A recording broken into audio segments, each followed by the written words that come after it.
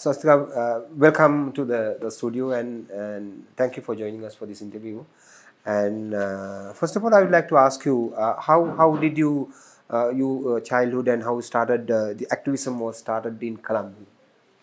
So I was originally I was born in Jaffna, and then with the war, my family displaced to Colombo. And in the early days, for a Tamil family to come to Colombo and to make a life here, particularly from the north, was a challenge because the state was state was fighting a war against LTT, and it eventually became a war against the Tamils, where Tamil youths were being arrested under the Prevention of Terrorism Act. Emergency regulations were being used to arrest youth, and so on. So, growing up in Colombo as a Tamil family displaced from the north, growing up in wartime Sri Lanka, we learnt what it is to be profiled by the state as the enemy of the state, and what oppression looks like when it comes to racism. And also, I'm a woman, so we as a society is also very patriarchal. So we also learn what sexism is and how patriarchal powers work against women. So this is how I started learning about politics and the politics of power, and that I think these experiences shaped my political journey also. And you were seen very often at the Aragalaya in 2022 against Gotabaya Rajapaksa government. Now, can you tell us how you went there? So I got involved, initially I got involved with the Aragalaya as a lawyer. Remember the Mirihana protest, and the day after, early morning after the Mirihana protest, a journalist's wife called me and said, my husband has been detained by the police and they're injured and no one is allowing us to see them. So will you be able to come? So when I went there, usually police would allow lawyers to meet clients and so on, but I realized that this has become kind of a tipping point. So then I called another candidate from the People's Struggle Alliance, Nuwan Bopage, and then several thousands other lawyers came, and I think, hundreds of lawyers came, and nearly 400 lawyers were there at the end of the day. And that's how I got involved initially with the Aragalaya. But I'm also a trade unionist, so we also became very involved on the Golface grounds in terms of workers' issues, plantation workers' issues, women's rights issues, and so on, and also as a lawyer. So I was there in different capacities, but basically I was essentially there as an activist and as a citizen, because I wanted to see people were calling for system change, and I've always stood for and fought for system change. So it was a moment for me to be there and be part of that struggle. I know this is stereotyping of when you being a woman, especially from a Tamil community coming from north. How your role was taken up by your family? What support you got? I think being a woman and being in politics has always been a challenge.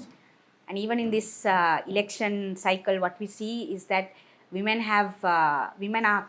face and continue to face harassment, sexual harassment, particularly online sexual harassment. And political parties, I think, have not done enough to support women. So even in these elections, I have seen women being sexually harassed and sexually profiled online. So I think that was a concern for my family. And of course, my family would raise these concerns with me, but my family is supporting me standing for parliamentary elections, and that has been a great strength to me, my family and my friends. So that has been a great strength to me.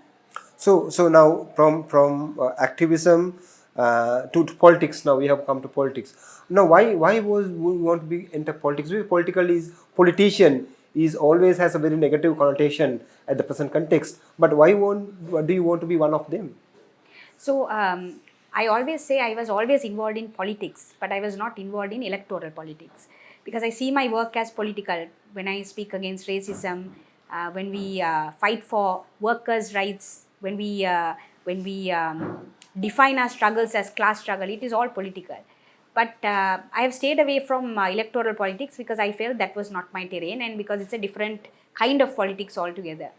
But in this time's elections, the traditional left, which was the JVP, then became the NPP, has now come to power, and there is no left voice in parliament.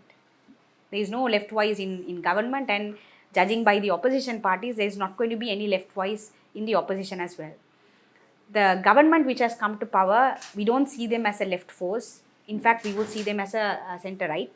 And if the right wing comes on the opposition, then the state is going to be pulled in a very right wing direction, and that's going to be against the interest of all the politics I have done. So that is one of the reasons why I decided to enter electoral politics and thought this time we have to have a space in the legislature, we have to have a space in the state and the state mechanism if we want to keep struggles alive, and if we want to give a voice to the struggles which are happening outside parliament.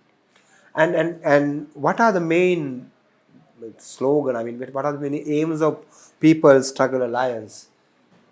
So I think with the Golface Aragalia, many activists who came together, I won't say they are new people to politics, but in the Aragalia side, they all came together, we all came together. And then 3 political parties, the Socialist People's Forum, which is my party, the Frontline Socialist Party, and the New Democratic Marxist-Leninist Party. 3 parties and the Aragali activists came together. The first thing we did was we came up with the election manifesto. That's the first thing we did. We did not think of candidates, we thought of the election manifesto. We thought we need to have an answer to the economic question. We thought we have to be critical of the IMF and the debt restructuring process. We thought we need to come up with a solution to the national question, because otherwise there would be cycles of racism and our country would never be able to build a unified identity. And we thought our foreign policy has to be different. We have to push back on India's and the United States intervention into our country.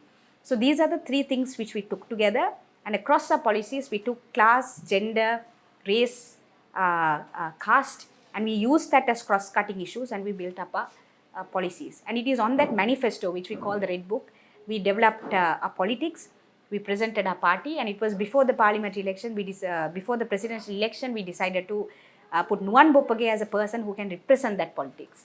So I would say that is what the People's Struggle Alliance stands for. Right. And if you look at the struggle, the Aragale, I mean, what it at the end of the day, what happened was you allowed a right-wing politician to become a prime minister and then thereafter president. Was it a failure of the Aragale? So I think I don't see it as a failure of the Aragalaya. I would see it as one of the consequences of the political trajectory which happened after Gotabaya Rajapaksa rushed. That is also one of the reasons we are contesting. You remember the Satyagraha after Gotabaya Rajapaksa left, and we were at one point saying we don't want any of the 225 faces who are sitting in parliament. And that is one of those moments when we realize that we struggle so much on the ground, but when we look at state power, there is no one to represent us. There is no single voice to represent our struggles, our concerns in the legislature. So that is also a reason why the People's Struggle Alliance is contesting. But the fact that a far-right president came to power using the Aragalaya, we never thought that was a defeat. We thought that was a small setback. And in fact, the people proved us right. In these elections, they voted Anurag Kumar Dissanayake.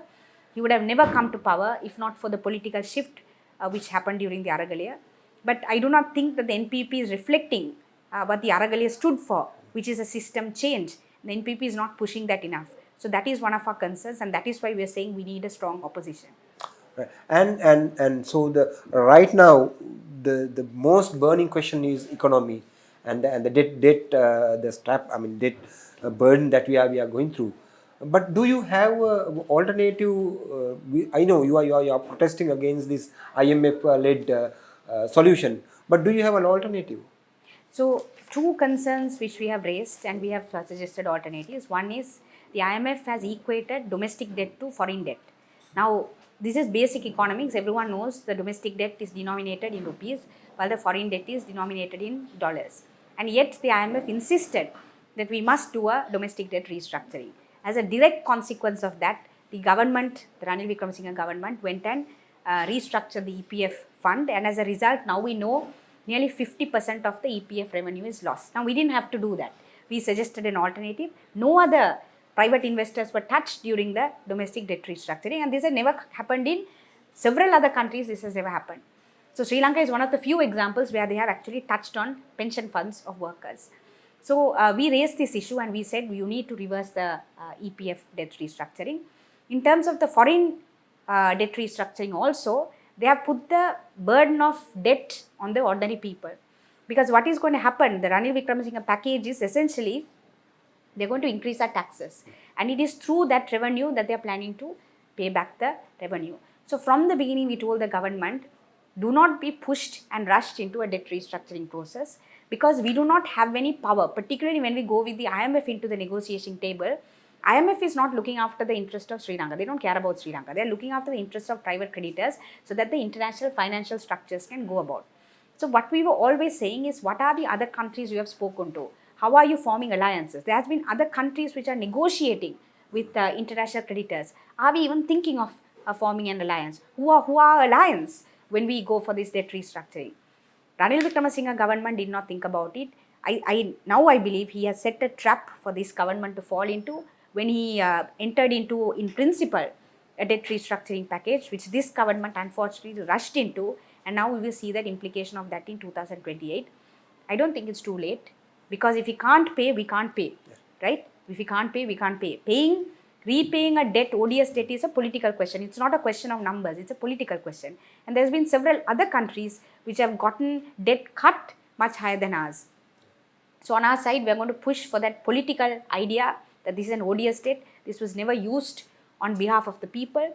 And we as Sri Lankan people must demand for a higher debt cut. It's not because, it's not a moral question. It's a political question that if we keep paying our revenue to debt, then our children are going to be starving. Our country is never going to develop. Our economy is continuing to be stunted and going through this crisis, economic crisis. So we must put forward a political demand, and that is what we are going to do as the opposition.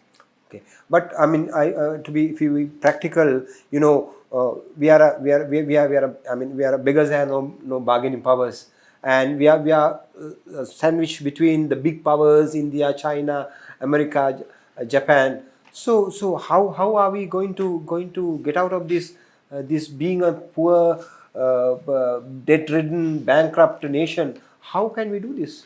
The debt issue is not, and that is one of the things which the IMF has done to us. It has made us think that the entire fault of the debt crisis is because we had corrupt politicians. Corruption is a huge problem. We have to get rid of it. Our political elite has been a problem, and we got rid of them. But the debt crisis is not only the problem of our political elite. It is also the problem of international financial architecture, which creates structures for countries like ours to go and borrow and fall into this debt trap. And you might think, okay, this is a utopian, or not a utopian, but we can't borrow money and then we have to pay back and so on. But if you look at the debt issue across the country, 53 other countries are also in debt crisis. So if you look at internationally, 53 countries are in debt crisis, then that is not a singular problem to Sri Lanka. It is a problem, it is a global problem. Debt is a global problem. And the fact that debt has been used as a weapon to keep countries like ours continue to be dependent on certain other big powers is a political question. So that is the question which we are raising. Beggars can't be choosers, and that has always been there. But one of the things beggars can do is form alliances with other people who have been victimized by this international financial architecture. And our problem with the current government and the previous government is they did not even make an attempt to do this. And the second problem we have is that they have been portraying the IMF as the solution.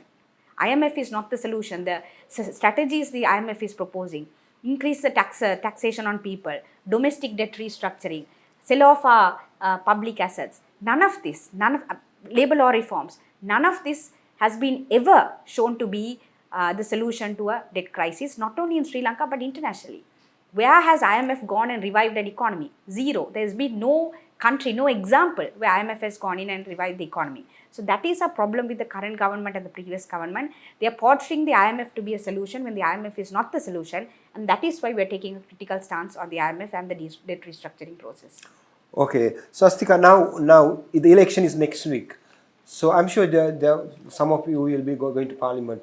So are you going to be in the opposition, or everybody says we want to topple this government, impeach the president, but what are your stands when you go to the Parliament?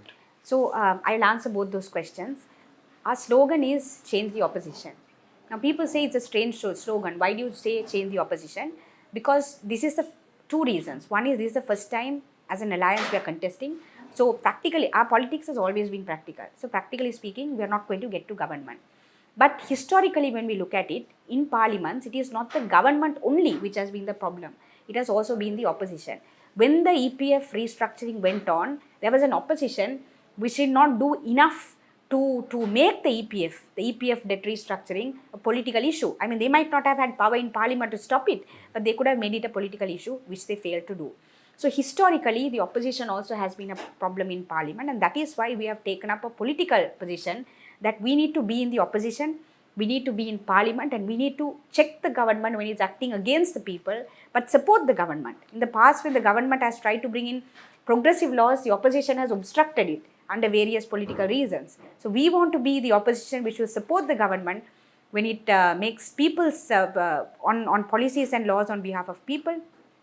But we want to be a true opposition and object to any anti-people policies which the government is bringing. So that's on the question of parliament. But in terms of impeaching or in terms of toppling the government, we have no interest in toppling the government. The only interest we have is to keep the government to check that they would not act in the same way the previous governments have done. In terms of impeaching the president, we have no interest in impeaching the president, but however, we have an interest to abolish the executive presidency, which is a promise, electoral promise by the NPP government. Now, once again, it's wavering on that. But we would hold the president and the NPP government to account on abolishing the executive presidency, which is one of the reasons why we are in this economic crisis. Thank you very much, Swastika, and it was very interesting and encouraging to see these responses, and we wish you all the best for the election. Thank you so much for having me.